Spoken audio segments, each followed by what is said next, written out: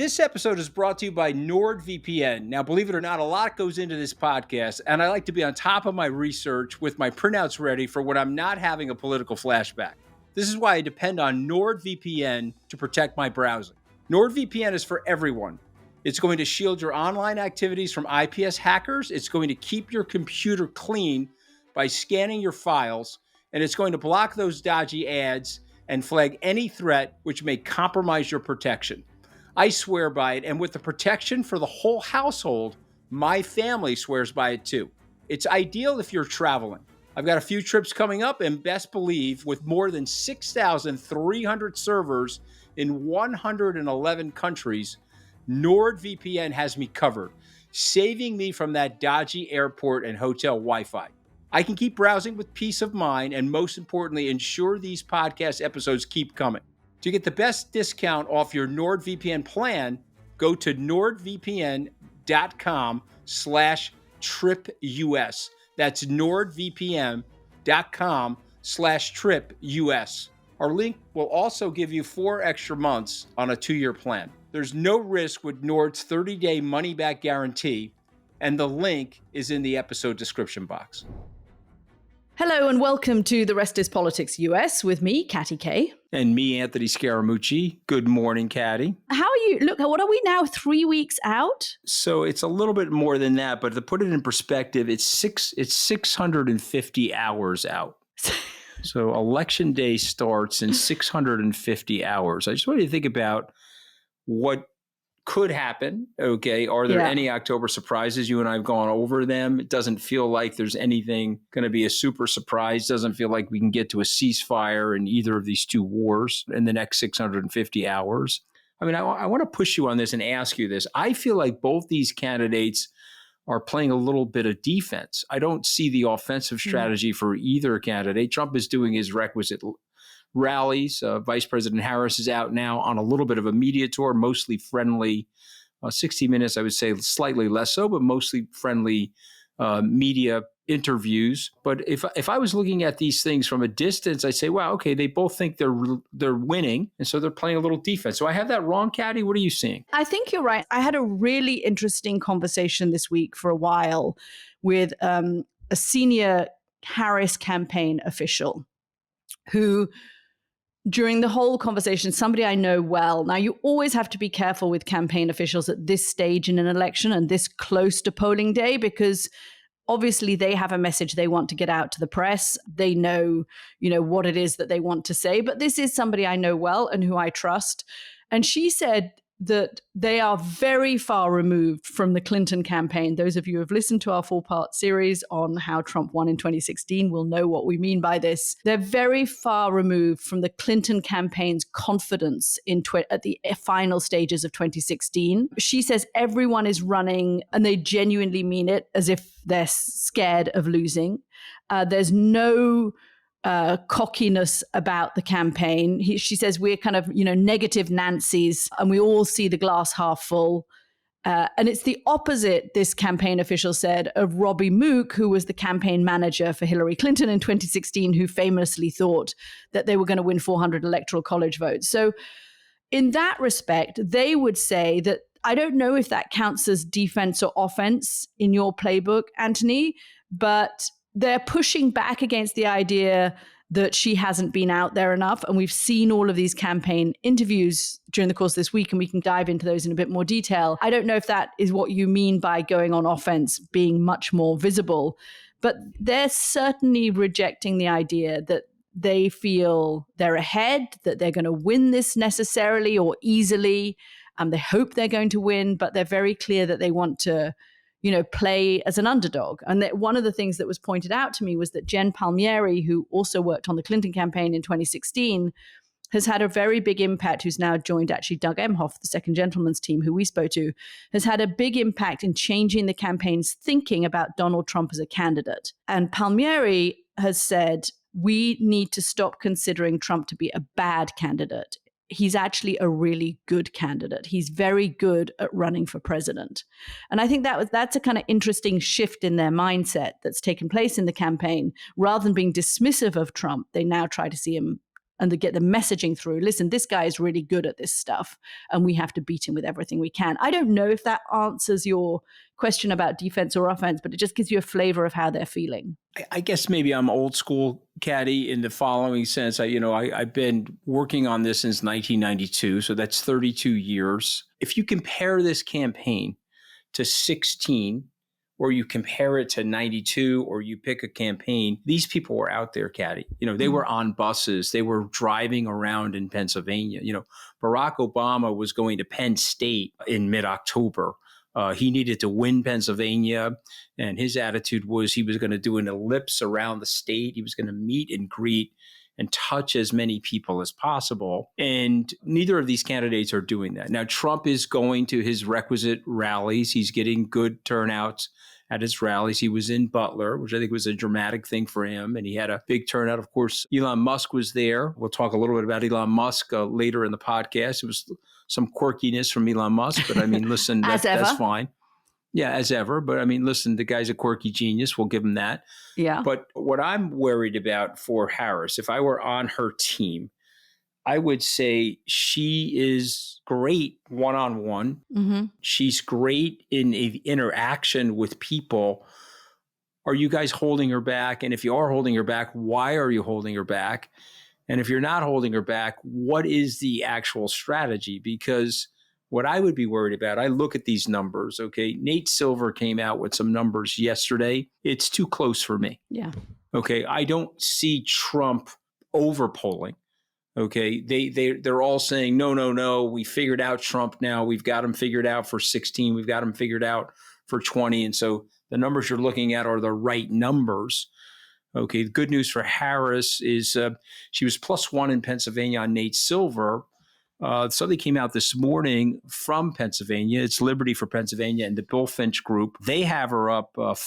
Mm-hmm. Okay, and that would be very meaningful for her. Of course, now Bob Casey, they have him up 10 against David McCormick. Now, David's a friend of mine. I'll fully disclose that I'm a donor of David's as a lifelong Republican, and I know David and his wife Dina very well.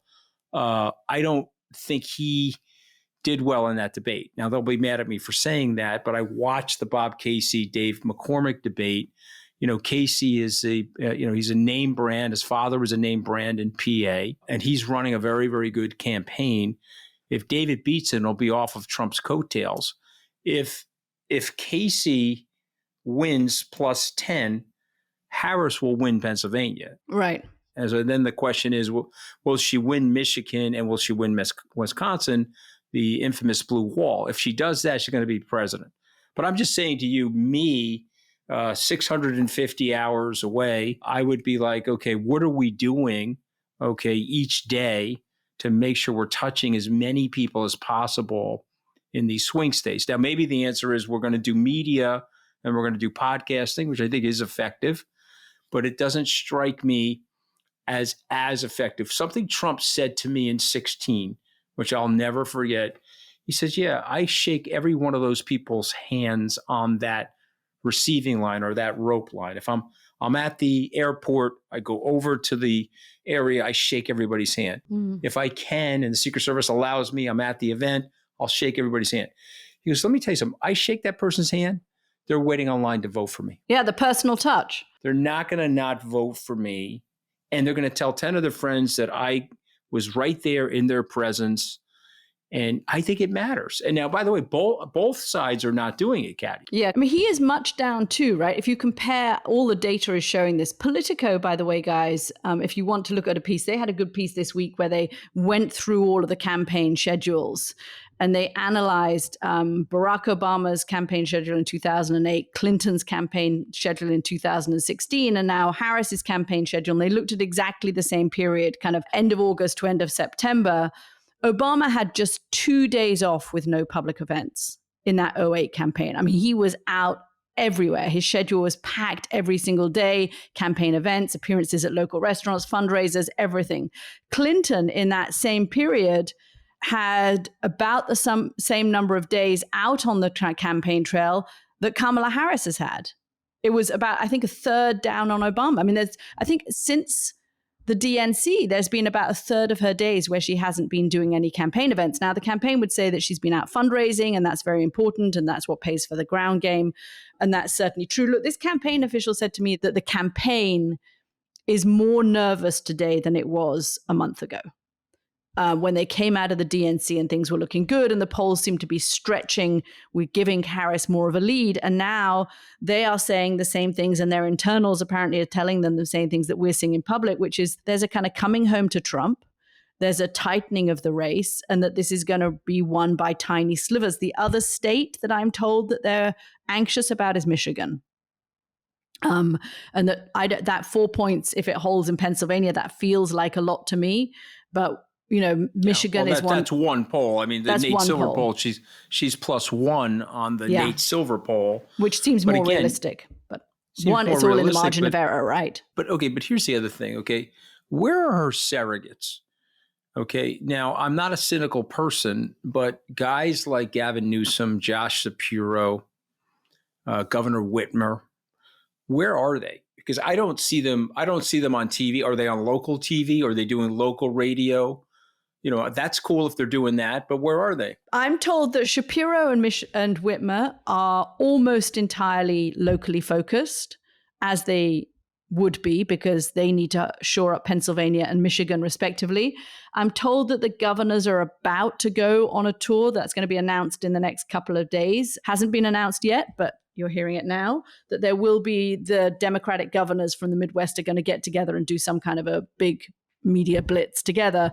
I think their thinking is, listen, it's October, we're going to really ramp it up now. But what is it? 1 million Americans plus have already voted, Anthony. Now, they may be the people who've already decided. So you're still trying to reach those undecideds. Let's run through those campaign appearances that she made. I'd love to get your take on which ones you felt were valuable and which ones you felt were less valuable for the campaign. So the 60 Minutes one for sure was very valuable. And despite criticisms of her, I thought she was very coherent. I thought she was very articulate. And she is contrasting her economic plan. She's contrasting her view of U.S. national security policy, I think, brilliantly to Donald Trump. The question is his image as this big bluster her versus her image.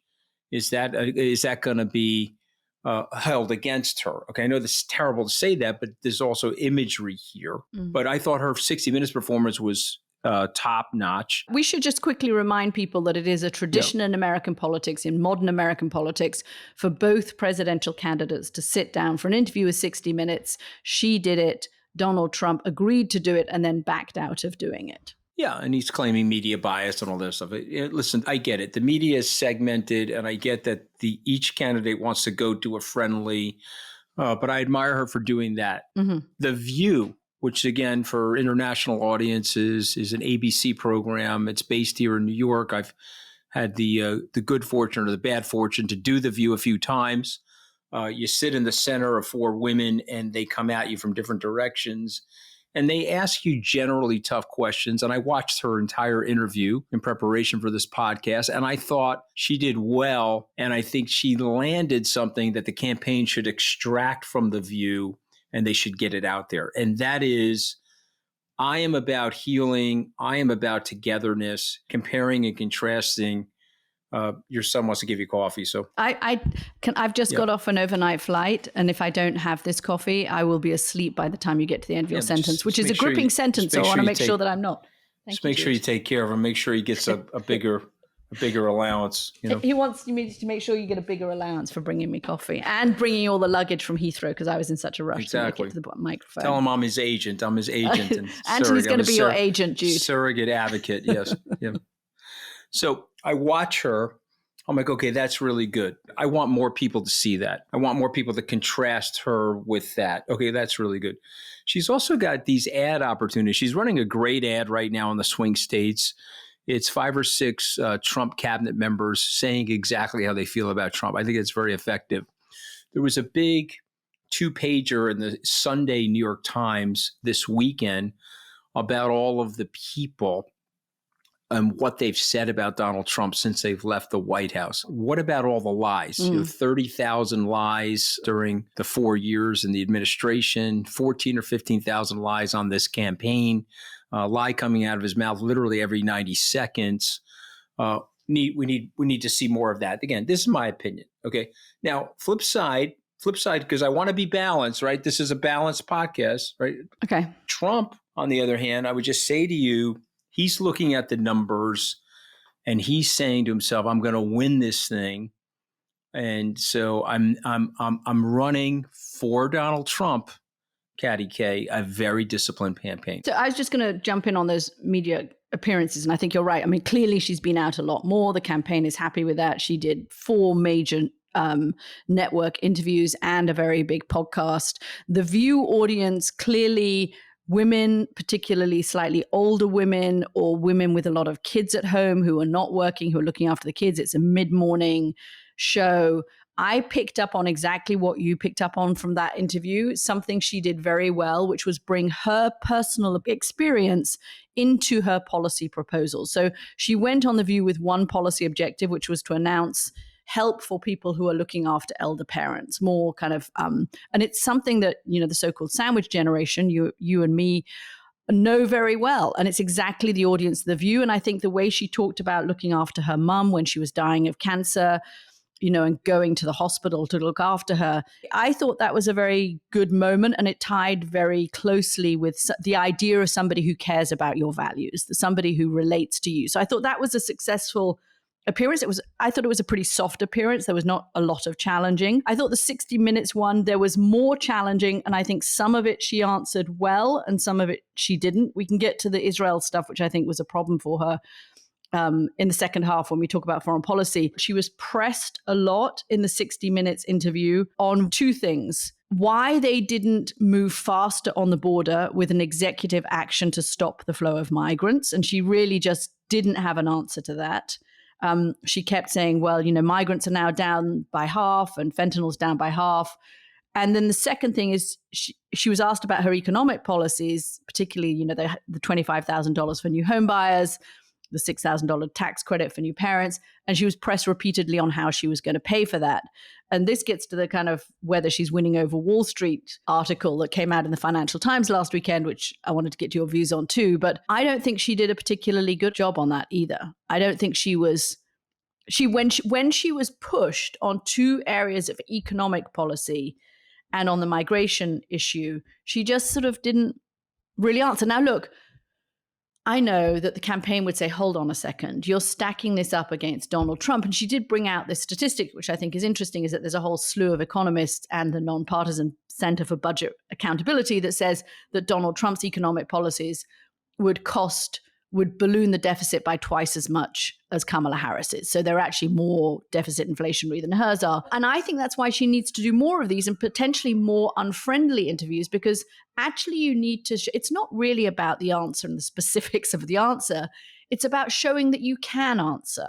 It's about showing that when you're under pressure or when somebody's coming at you hard, you have that kind of temperament and agility and that facility to push back and to answer in a way that makes you look and sound confident and strong and presidential. And I'm so wary of using those words because I realize that there is, I'm increasingly wondering, where the hidden sexism is in all of this. And I think there is some of it.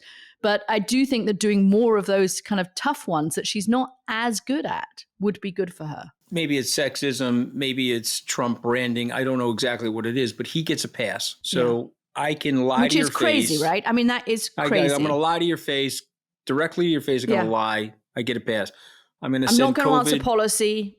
I get a pass. Sending COVID tests to Vladimir Putin, get a pass. Pass. I'm going to call Vladimir Putin and I'm going to do citizen diplomacy, which is a violation of the Logan Act and a felony in the United States.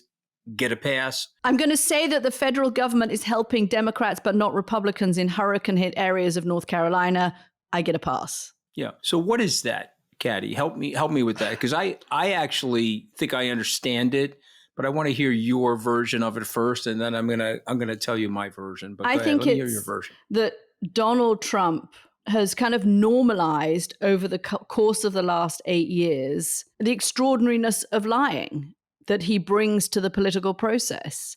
And because he does it time and time again, and at some point the press can't just fact check every single thing he says, he gets a pass for saying it because, I mean, it's like, you owe the bank $1, you have a problem. You owe the bank $1 million, the bank has a problem. I mean, you lie once, you have a problem. You lie 30 times a day.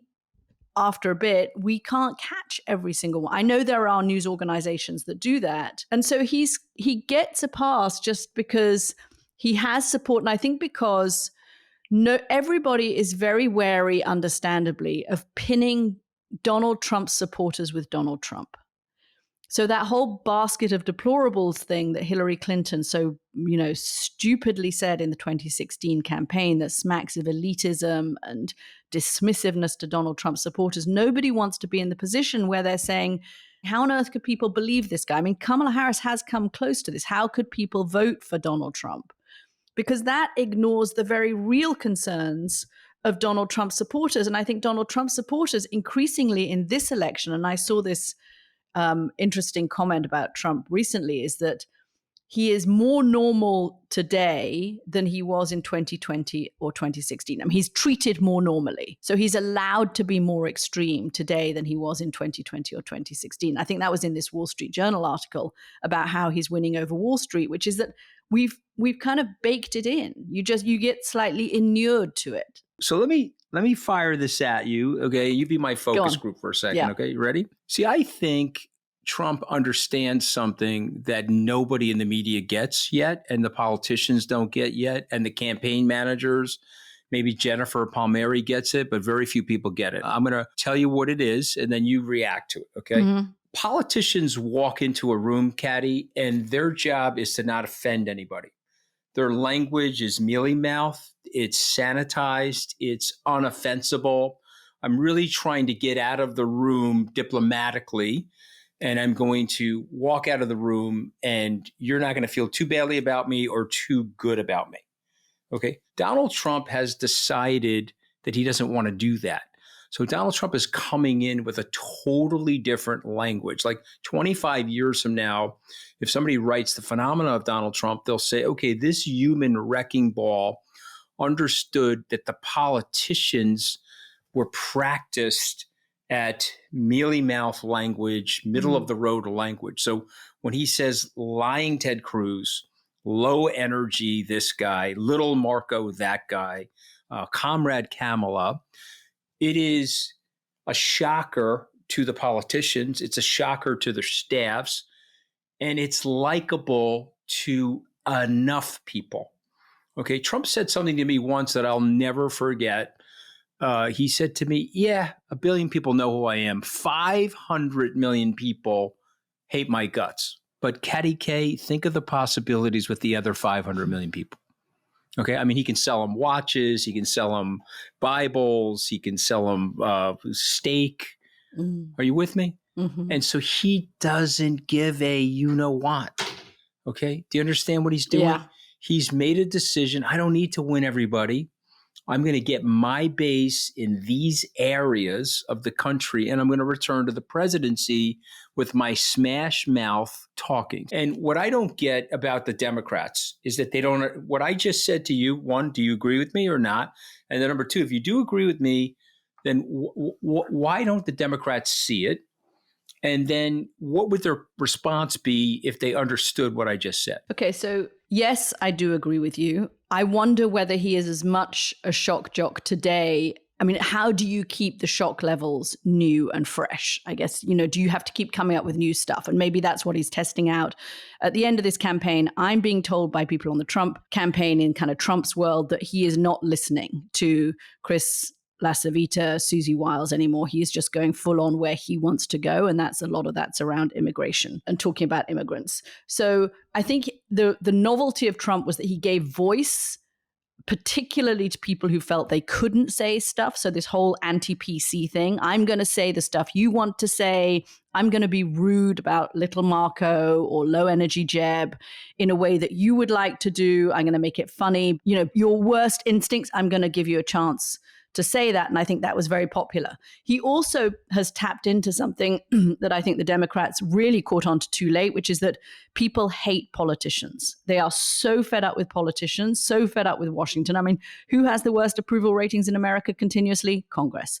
They hate politicians, and Donald Trump, in not sounding like a politician, in not going into a room and trying to make friends with everybody, actually manages just by doing that to win over a certain number of people, right? That's it. He's not trying to win the politician walks in, I got to have everybody like me. I'm Mr. Insecurity. But you got to know yourself. Trump doesn't care. Trump doesn't care. And so far, by luck or by having bad candidates, it's worked for him. Whether it still works and whether it's still a novelty, I think that's the question of this election. And then how do the Democrats respond? Hillary Clinton responded by going after Donald Trump, saying this guy is egregious.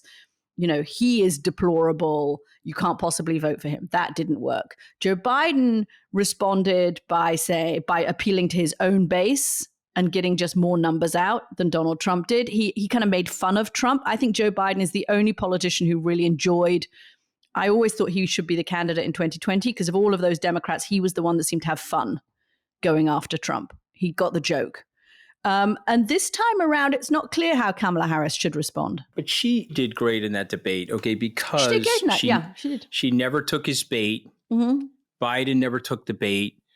But what I would say to her, if she was sitting right here with us, I would say, Madam Vice President, listen, okay, you don't have to win everybody. Yeah. Go find the people that like you and dislike him, and go hard at those people over the next 650 hours. And if you do that, you're going to win the election. If you don't do that, he's doing that.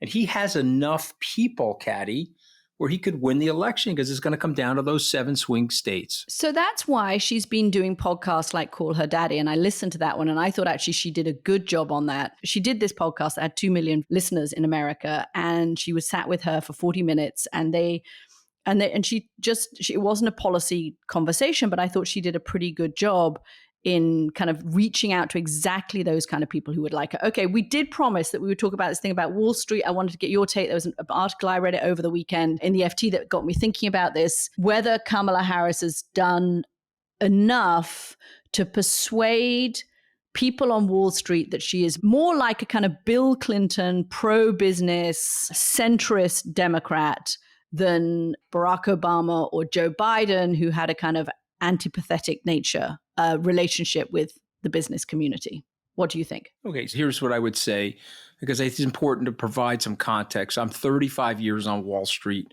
Wall Street likes inertia. There's a great line on Wall Street about money being a coward, Katty. What do I mean by that? Money wants to go where there's no conflict and there's low volatility. And so they want stable government. They want peace and prosperity globally. Obviously, they want global trade and they want rising earnings. And that's really what they want to do. And they want to go play golf. For many, many years, there was a group of Democrats that were on Wall Street supporting Democratic candidates, and there were a group of Republicans supporting Republican candidates. I was among the Republicans. Trump changed all that. So what Trump did was he got the Schwartzmans and he got the different garden variety Republican support. And then he started acting like a lunatic inside the White House. And guys like Schwartzman had to come off of his industry policy committee because they were, they didn't want to be seen as a racist. They had board members that were very upset with his reprehensible behavior. So what's happened now is there's been a withdrawal of Republican support in general. Guys like Ken Griffin, as an example, one of the richest people in our country, very big supporter of Republicans for multiple decades. He has not supported President Trump. He is using his money for Senate races, but he's not supporting President Trump because he doesn't want the controversy. And again, Wall Street likes this low confrontation, low volatility sort of stuff. And so now what she's done a good job of is she said, okay, listen, I started out as a progressive, reasonably left to the hard left candidate, but I'm basically running as a centrist. I understand that I can't be that and be president for all people. And so they like her. They quietly say to each other, she wins, things are going to be okay. Okay, and what I would want the vice president to say, not only things are going to be okay, we're at record stock market levels. Inflation is coming down. This other nut wants to end the independence of the Federal Reserve. Okay, if I was her Wall Street advocate, I'd be like, what the hell? You can't have this nut and the independence of the Federal Reserve. Look at what happened to Turkey when that happened with Erdogan. So for me, she's doing a good job on Wall Street. They're never going to come out and support her the way they used to. Okay, and the Republicans are not going to support Trump the way they used to because of the danger of his volatility and the way he sounds. But I just want to segue into Musk for 1 second, okay? Because I've been really thinking about this. He's a brilliant guy. Anybody that can launch a rocket, and then land it back on a landing pad, brilliant guy, one of the richest people in the world. When Musk is told he's the richest person in the world, he says, no, Vladimir Putin is. That's probably true, Katty. But he's a weird guy. Okay, he's a quirky guy. And so I'm going to say 3 things, and I want you to think about these 3 things. Number 1, Trump despises this guy. He despises him. He'll accept his support, but when he's jumping around like a lunatic on the Butler PA thing, he doesn't like it. Just trust me. He also doesn't like talking to him because I know Trump's personality. Yeah. He don't like talking to him. It looked really awkward. Yeah. Okay, so you don't like him. Okay, so let me give you 3 points. He doesn't like Musk. He'll accept his support.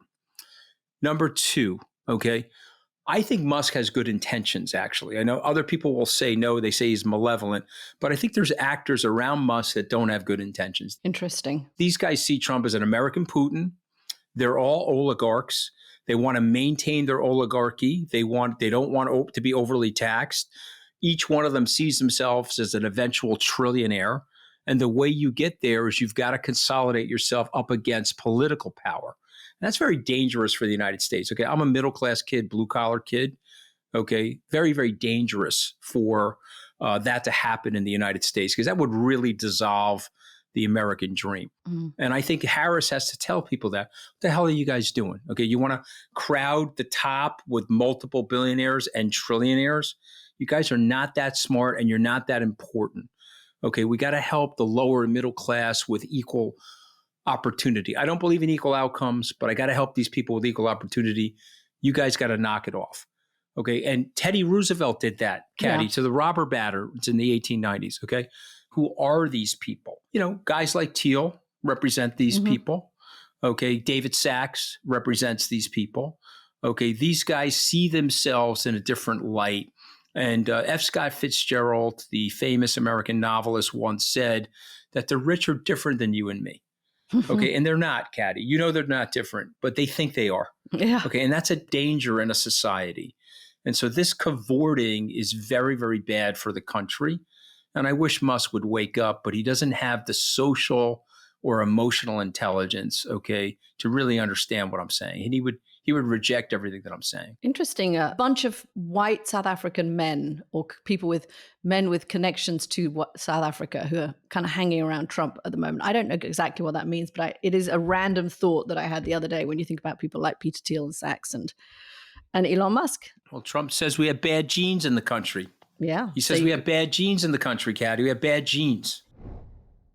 We are going to take a few minutes just to kind of do a whiz around the world, because obviously there's been a lot going on in foreign policy. And I think it is worth stepping back a little bit and thinking on the big hotspots of the world. What would be different under Trump and what would be different under Kamala Harris? I'm just going to lay out a couple of things. I think there are things that will not change. We are in an era of protectionist economic policies.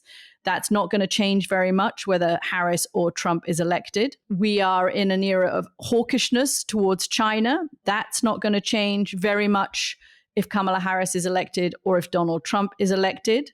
I think the things that will change, the biggest difference between the two will be commitments to kind of international action on climate change, which I think Harris will be much more committed to than Donald Trump.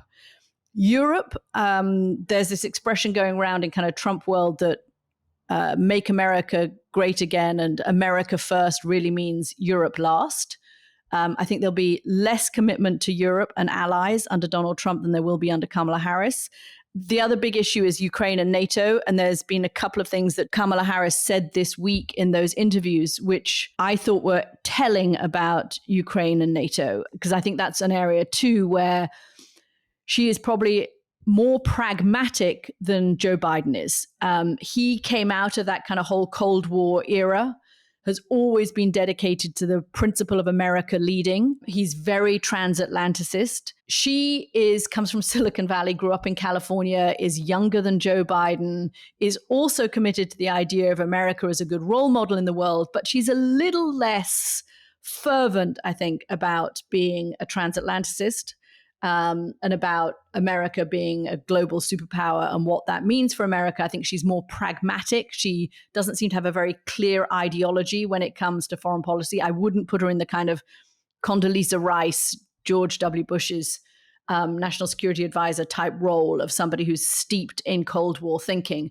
And she was pushed in the 60 Minutes interview on whether Ukraine would be allowed to join NATO and whether she would push for that. And interestingly, she demurred. And she said, look, we will talk about that when we get to it, which is probably a sensible, tactical foreign policy thing to do. I can imagine all the diplomats around her saying, phew, thank goodness she didn't go out on a limb. But I did think it was an interesting indication. I felt that was a little kind of departure note, even if he wouldn't say it, from Joe Biden, who absolutely would want Ukraine to join NATO. And I think you're seeing a little daylight there. That's the area I think there is potentially the biggest difference between the two of them. Yeah, it's super tricky for her, right? She's the vice president, sitting vice president. He endorses her. She's asked, would you have done anything different in the Biden administration on The View? She can't say that she would do things different. Yeah. That was a little awkward. She was his teammate, and that's how she should have answered. Say, listen, it's his administration. I'm his teammate. Yeah. Here's what I'm going to do 2025 to 2029 if you give me the opportunity. But, I'm not going to say anything about him. But Katty, here's the issue. Where do you want America to be? What is the vision for America? And so I want to ask you a question. I want you to think about it because you're really good at this, summary stuff. But what does Vladimir Putin want for America? If you were sitting with Vladimir Putin, he was a close friend of yours, and he said, this is what I want to have happen in America, what would it be? He wants as much internal division in America as possible so that people start to lose faith in the American system of government. Okay, what else does he want? He wants America and Europe to have as much of a fractious relationship as possible. He wants to have an America that is not particularly interested in being part of NATO. In fact, would love the idea of Donald Trump pulling out of NATO altogether or undermining at least Article 5 of NATO, the commitment that if one country is attacked, all the others respond. I think the strategy is to make America weaker. The tactic is to divide Americans amongst themselves and to divide America from her allies. I mean, I think that's a brilliant rendition of it. And so I've been spending some time on the weekends reading about Franklin and Washington and Madison and Hamilton, and not just reading about them, but reading their writings. Mm-hmm. What were they writing at the time that they were forming America? And what is so fascinating about that is they were like, whoa, this is such a big opportunity here. We have this new country. We have these Enlightenment ideas. We can break the aristocratic sclerosis that goes on in Europe, this sort of caste system that Europeans have. Mm-hmm. And so we can create this flat society where we can create this opportunity, right? Harris talks about an opportunity economy. But the founders were like, wait a minute, this is an amazing opportunity society that we can create. And they go about creating it, and they get people in public service that are thinking about it from that way. So the end of the war happens, and the United States does three things that very few countries do at the end of a war. They invoke the Marshall Plan. Okay, that was $14 billion at that time. It's worth about $150 billion of 2024 dollars to help rebuild Europe and parts of Asia. They go into the general agreements of trade and tariffs, and they unbalance the situation. And well, why is it unbalanced? Well, the Americans are going to accept tariffs, and we're going to reduce them on the way in so that goods and services can flow into the U.S.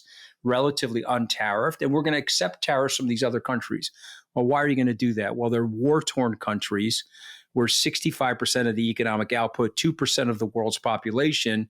And if we can get rising living standards around the world, we won't have another conflict. This is what these people are thinking about in architecting it. So the trade tariffs are uneven. Okay, when I tried to explain this to Trump on the airplane traveling around with them, he more or less gave me the finger. Okay, I was trying to explain to him why it was imbalanced. Okay, and then the third thing that we did at the end of the Second World War is we binded ourselves to other free countries. And we said if we bind ourselves to these other free countries, we can reject totalitarianism. Okay. And so what that was about was what Washington said. I don't need the power. Okay. I'm like General Cincinnatus, the famous Roman general. I'm going to go and put the government in place, and I'm going to go become a farmer again. I don't need or want the power. Let me show you how it's done. Because I'm only visiting this earth anyway. I'm not here permanently. But now you've got people like Putin and you got people like Trump that they want the power, Katty, and they want the power for their families and they want the power for their lifetimes. And they think about this in a totally different way than the way it started. And the reason I'm bringing all this up is that we got to get back to what I'm saying. We got to get back to the opportunity economy. We got to get back to the flatness and the freedom. And we've got to explain to people in the United States why we have to engage with Western liberal democracies to protect each other from this nonsense. We have 5.7 billion people living under some level of totalitarianism right now. And if we don't hook up with each other and we don't reject that, it's going to be a catastrophe for the United States. But everything you said about Putin, Trump doesn't give a shit about one of those things. He's like, that's fine. Let there be unrest. Let there be division. My team, the white team, that's the one that's going to be winning, and I'm going to be in power with my family. No problem. I don't give a shit. You see, and I find that reprehensible, and I find him very un-American. Okay, being that way. And I'm not sure that the Democrats have come up with the narrative to reject that. I mean, the alternative narrative to Trump's very transactional view of foreign policy, which is you scratch my back, I'll scratch your back, whether you're an ally or an adversary, didn't really make very much difference to him. And the big distinction between that and an America as, the shining city on the hill that leads the world and promotes democratic values around the world. I think back to George W. Bush's second inaugural address, where he literally said, our role is to help people who are oppressed and living in authoritarian countries. And it was an incredibly robust defense of, America as a global leader for good. I mean, at a time when the rest of the world was pretty skeptical about that. But that's the big split. That's the big fault line. Kamala Harris, I feel, is somewhere in between those two views. She's not as much of an interventionist. I mean, maybe she learned from Barack Obama, who was desperate to kind of pull out of wars by the end, having sanctioned a surge in forces at the beginning of his administration in Afghanistan, got to the end and said, Jesus, I'm done. We can't do anything around the world at the moment. And maybe that's more the Harris point of view. You don't want to get involved in military expeditions unless you really, really have to, and you want to try and do everything you can to avoid them. She's a little more of a pragmatist than George W. Bush was or Joe Biden was, that generation was. And what I'm trying to figure out is, in terms of other countries, Ukraine, the Middle East, what's the difference between her pragmatism about what America can actually do and his transactionalism?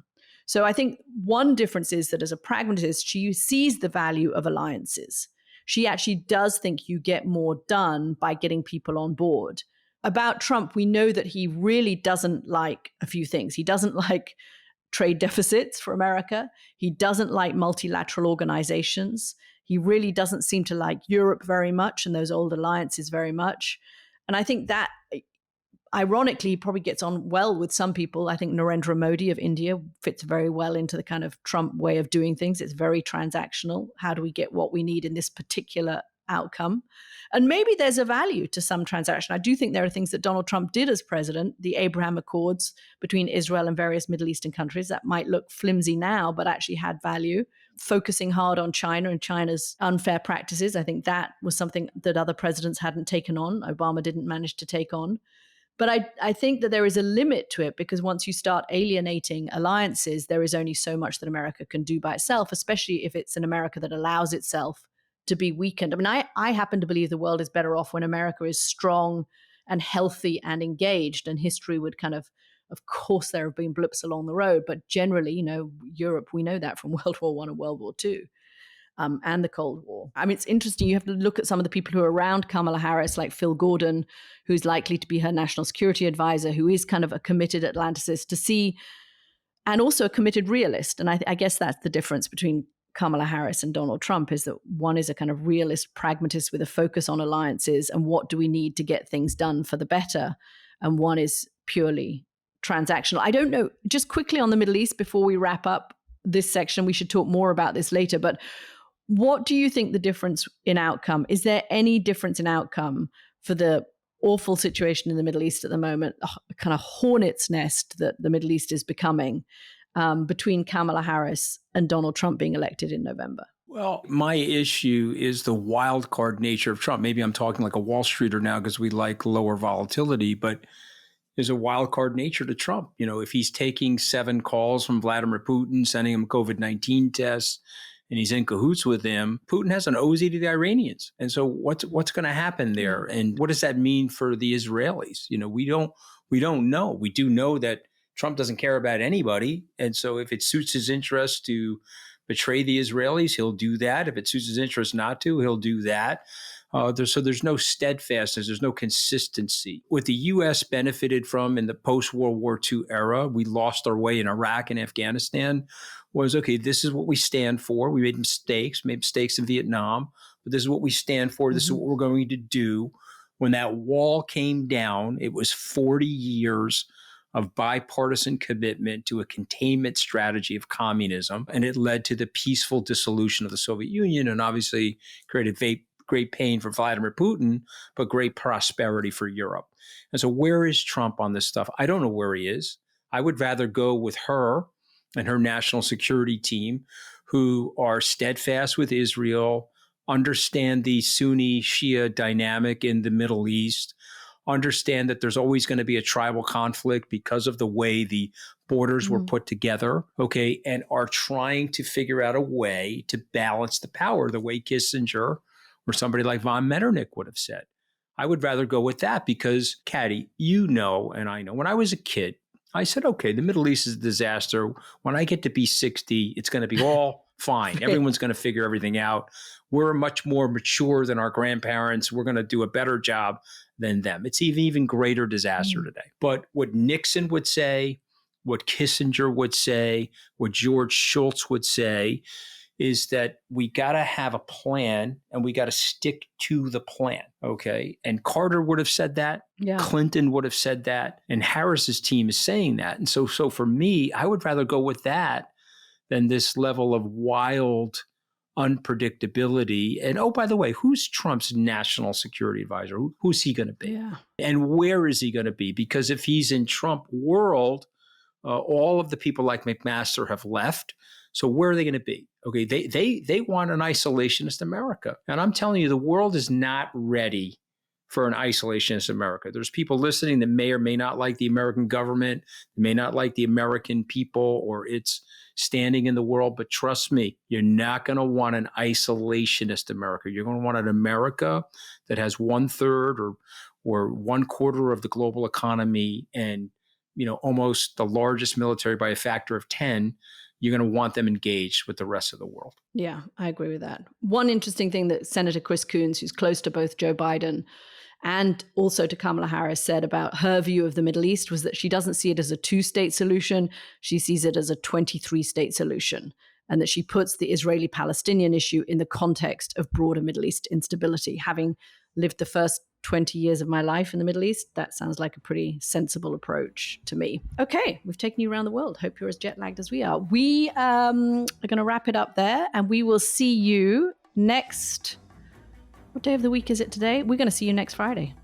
Thanks for listening to The Rest is Politics US. It's always great to be on with you, Katty. Guys, thanks for listening. We'll see you on Friday.